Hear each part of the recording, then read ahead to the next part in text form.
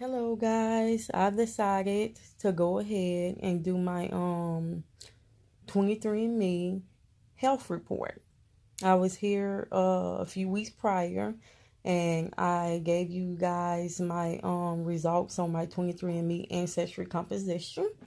Turned out that I was half European and half African American, which I suspected, although my parents told me my entire childhood that I was only African American. I knew that my dad, why he wanted to be black so bad, I have no idea. But yeah, his skin was white. He wasn't brown. He wasn't light tan or, he had white skin. So like, come on, dude, really? But yeah, so I just wanted to take that test so that I can confirm what I had always believed to be true, and I was correct. So now I'm back here today because I want to share my health risk with you guys, my health report. So let's go to carrier status. I did not detect any carrier status. I didn't come back with anything detected. So we'll move on to the genetic health risk. I only come back with two variants detected. One was age-related macular degeneration, and that's where over time you lose your vision. And I'll just read that to you guys. Age-related macular degeneration. Age-related macular degeneration, AMD, is the most common cause of irreversible vision loss among older adults. The disease results in damage to the central part of the retina, the macula, impairing vision needed for reading, driving, or even recognizing faces. This test includes the two most common variants associated with an increased risk of developing the condition. 100% that is true for me because as you can see, I do wear glasses. My father also wears glasses. One of my older sisters wear glasses. A lot of people in my family had to wear glasses, including my grandmother on my mother's side. Uh, I did have laser correction done, but it was not successful for me at all. It did improve my vision a lot, but it wasn't successful as in an overall general health of my vision because I'm still pretty blind.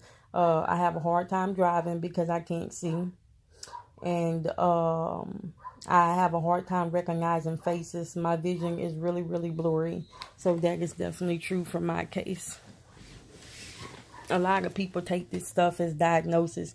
When you take this health report, it does state in there, guys, that this is not a diagnosis, only speculation, pretty much. These things are not definite to be true, but they encourage you to go to your care provider and to have them take those tests and confirm whether or not you do have those things. So don't take it seriously. I mean, you should take it seriously, but not just assume that it's a definite so. The next one is hereditary hemochromatosis. And this is hereditary, which is true because it says hereditary hemochromatosis is a genetic condition characterized by absorption of too much dietary iron. This may lead to iron overload, which can cause damage to the joints and certain organs, such as the liver, skin, heart, and pancreas. This test includes the two most common variants linked to this condition. Norma, you have one of the two genetic variants we tested. Hereditary hemochromatosis is caused by certain combinations of genetic variants. People with only one copy of this variant are not likely at risk of developing iron overload related to hereditary hemochromatosis.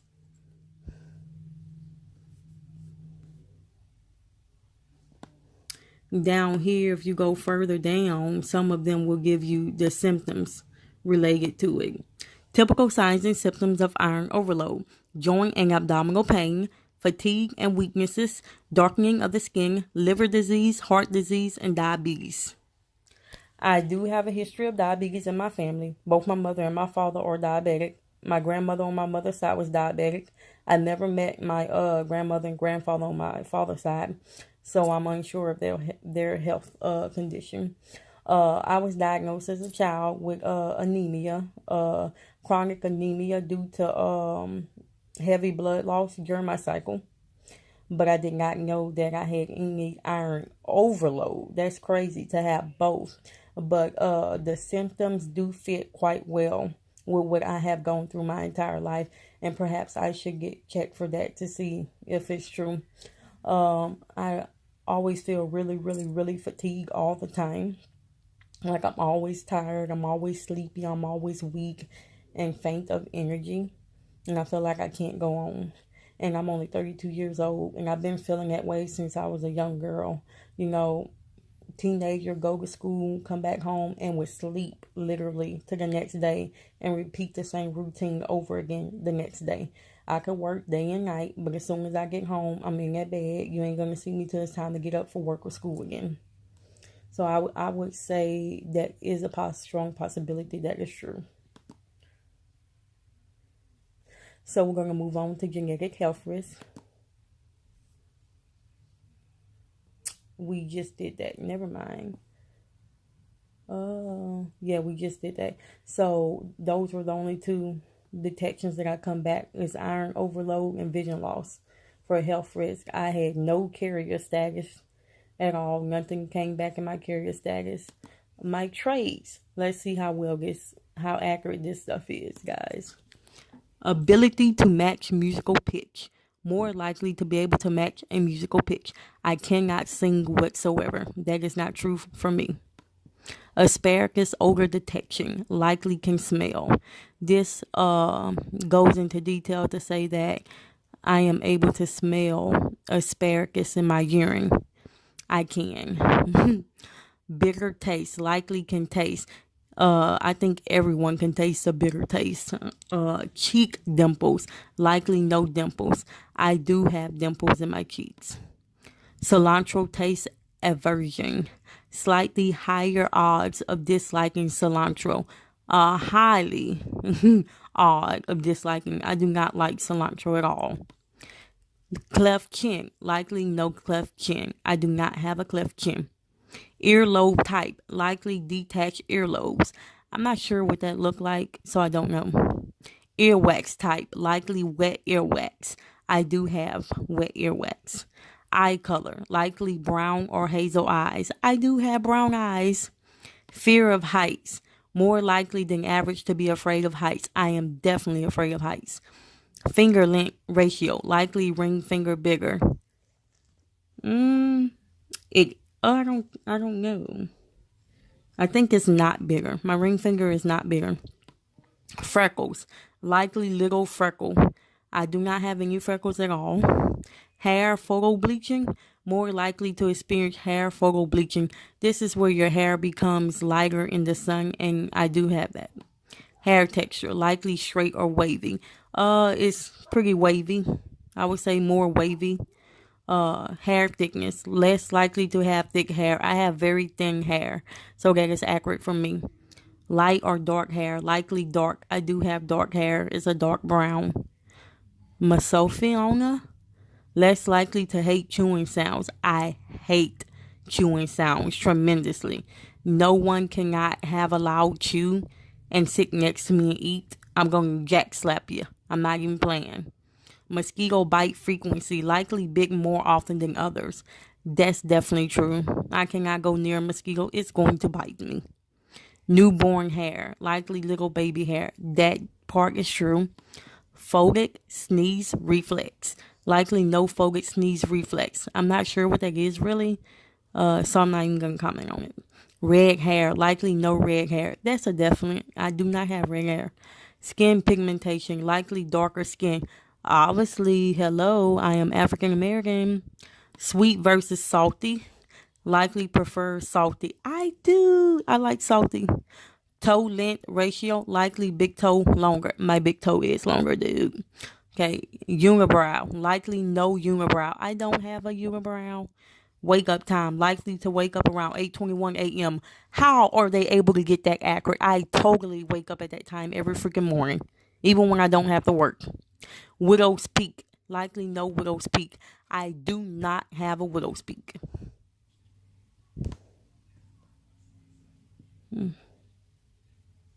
Wellness. I don't think I ever have gone here to wellness. Oh, okay. So I see. Alcohol flush reaction, unlikely to flush. I don't know if I do or not. Caffeine consumption, likely to consume less. I consume a lot of caffeine, guys.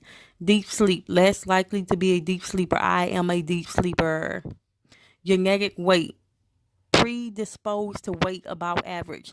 I am obese, dude. My measurements are like a 40-inch in waist, and my BMI is a 33. So I'm on the obese scale.